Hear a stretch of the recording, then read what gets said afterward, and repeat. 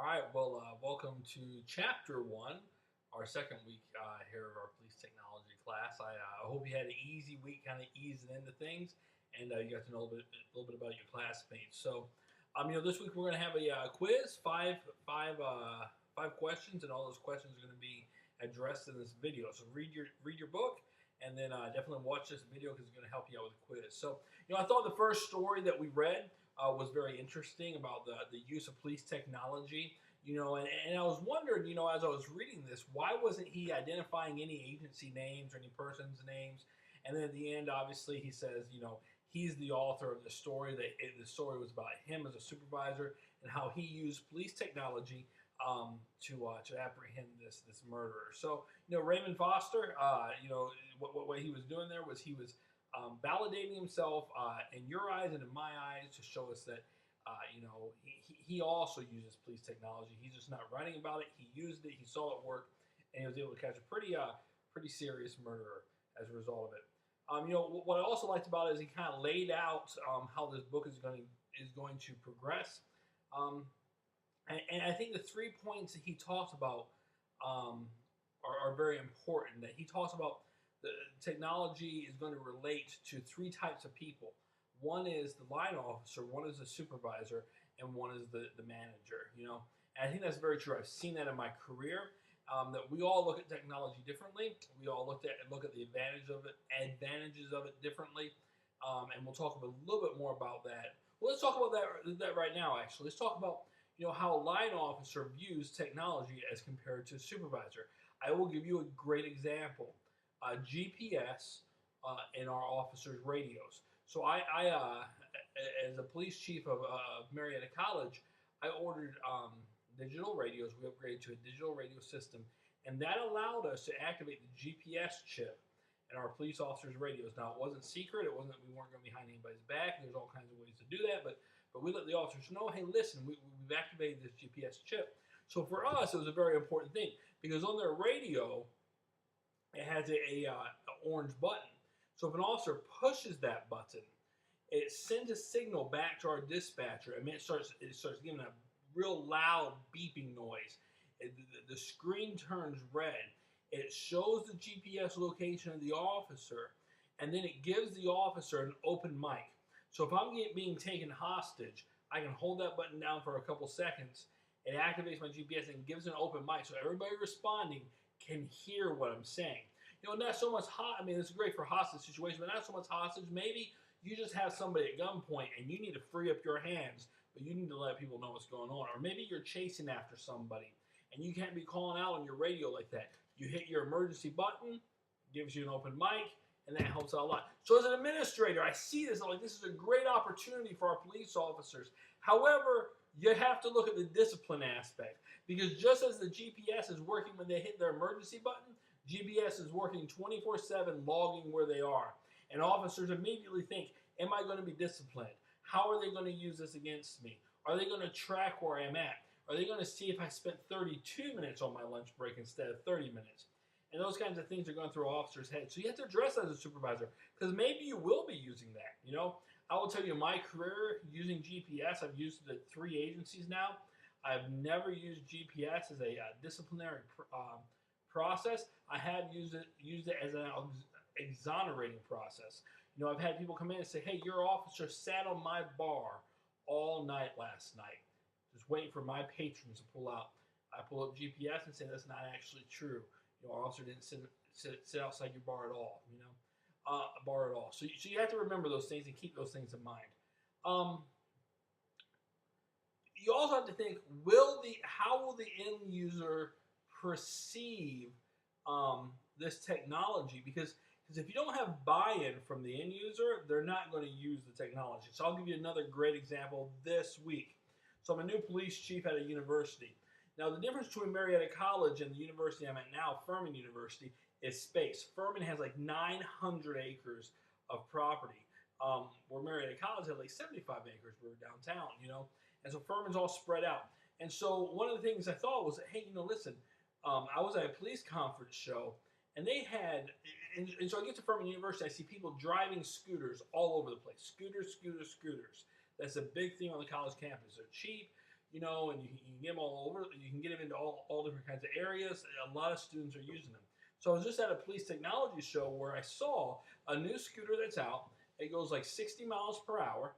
It is completely electronic, so it's silent, and it will travel for like 80 miles, which is about what an officer does during his shift out here. So I thought, here's a great opportunity. We will spend no money on gas. The scooter's only like $4,000. Um, it will be silent. Officers can kind of sneak up on things. They can get in areas where they normally couldn't get into with a patrol car or a golf cart or an ATV. And so this is a great piece of technology. So I'm getting ready to hit the buy button when all of a sudden I think, maybe I should send out a survey and see what the guys think. So I get a picture of the scooter. I send it out to the officers. I say, hey, tell me what your thoughts on this. And overwhelmed, there was not one police officer that responded and said he would drive that scooter. In fact, most respondents said, I'd rather die before I drove it. Excuse me. So you have to think about the end user and how that's going to affect them. They said, hey, listen, no. We've worked hard to establish ourselves in an image as a police officer. We feel that this would hurt our image. Man, they're the ones using it. They're the ones out there handling it. So I take their advice on that. That kind of goes into this next statistic that 75% of police officers were less satisfied after technology had been introduced. Why is that? Well, maybe because they didn't understand the technology. Maybe they weren't using it effectively. If you don't train your supervisors on how to use that technology, it's not going to get used. And maybe they don't understand the full range of the technology. But also, maybe the technology doesn't really help them that much. If I bring in a new report writing system, and it's great, it has all these great features, it can track all these things. Well, it has to get populated to track those things. And to populate it, that means officers have to input that information. And that just takes time, So that's something to think about. 75% were less satisfied after the technology was implemented. That's huge. So you got to make sure that what you're implementing, you're using. In fact, when I say that, it's very important because we're spending a lot of money. Listen, I just spent $50,000 on a report writing system. I look at this report writing system, I think I could do the same thing in a Word document, but we spent $50,000 on it. And in the late 90s, we spent $3.5 billion on technology. Fast forward that just a couple years to 2001, we went from $3.5 billion to $4.5 billion. We jumped by $1 billion in just a couple years. And I'm sure by now it's even more than that. CAD, computer-aided dispatch, we use it at our agency. And so the statistic is only 32% of agencies were using it in 2000. Okay, 32%, you think that's not that much. However, what you have to understand is most agencies have less than 10 officers, right? So it's really the big agencies were using it. So really CAD technology, computer-aided dispatch technology, was covering 78% of law enforcement employees. Back in 2000, that was 13 years ago, 78% of law enforcement officers had some form of CAD, computer-aided dispatch technology. So it's here. We are using it. Agencies are spending money on it. The book says that later on in the chapters, we're going to talk about how supervisors implement some of that technology. And I think that's important because here's the thing. If you're going to WVUP and you're trying to get a bachelor's or associate's degree, you're at a 300 level course, you're probably trying to get a bachelor's degree in criminal justice, okay? You're not doing that so you can remain an entry-level police officer for the rest of your life. I fully believe that if you're getting a bachelor's degree from WVUP, that you are going to become a supervisor in the field that you enter into.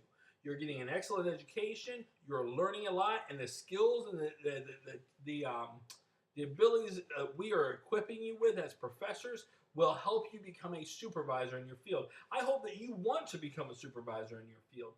So as we get in this technology piece, it's very important that you pay attention because I expect that you are going to be a supervisor and that you're going to need this technology. Listen, simply installing technology and having it doesn't mean that the employees are going to use it. But here's the thing. They may not use it, but they're going to be expected to use it when they get into court and testify.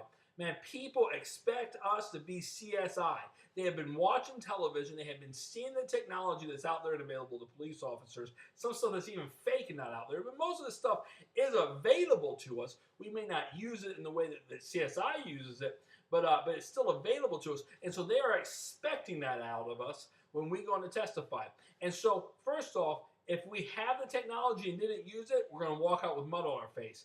Then if we have the technology and don't know how it operates, we're going to walk out with mud on our face. So we need to have the technology and know how it's used. Listen, technology isn't just computers, though, okay? We can integrate with tactics. So, the book talks about tactical information versus strategic information. Okay, so what's the difference between those two? Well, tactical, here's a great example. I know of a campus police chief. All of our campuses are Wi-Fi connected, basically, right? Any building that you walk into is going to have Wi-Fi in that building if you're on a college campus. So this chief got video cameras, personal body video cameras that officers wear on their bodies for their tactical SWAT teams, and connected them via Wi-Fi.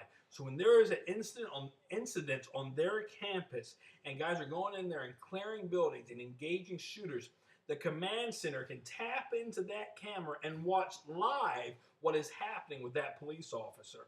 That's tactic. It's giving us information, live. Then we have, kind of like static information or strategic information. That's like crime mapping, okay? It's stuff that's happened. It's stuff that we've documented, but it isn't live, And so we use that information to build up how we're going to respond to things. The last thing we're going to talk to you about that the book addressed was risk management. See, how does technology help me in risk management? Well, I'll tell you, I just spent about $5,000 on a system called Power DMS. The only purpose for this system is to track my police officers reading my policy manual. And so when a police officer reads up, so they log in their email, they get Power DMS. They're sending them notices. Hey, there's a policy, there's a policy, there's a policy. You have to read it. So they log into the policy. It tracks their clicks going down the policy to ensure that they read every portion of the policy. I can actually time it so they have to stay on that policy for 20 minutes to make sure that they fully understand it, right? And so it tracks all this, and then they sign off on the policy using a special password that only they have to show that they understand and they acknowledge the policy. This is an important piece for us as police chiefs. I want to show that our officers understand and read our policy. These things, this technology is what makes us great managers, okay? Listen, have a great week. Read your chapter, take your quiz. I hope you enjoy it. We'll talk to you later.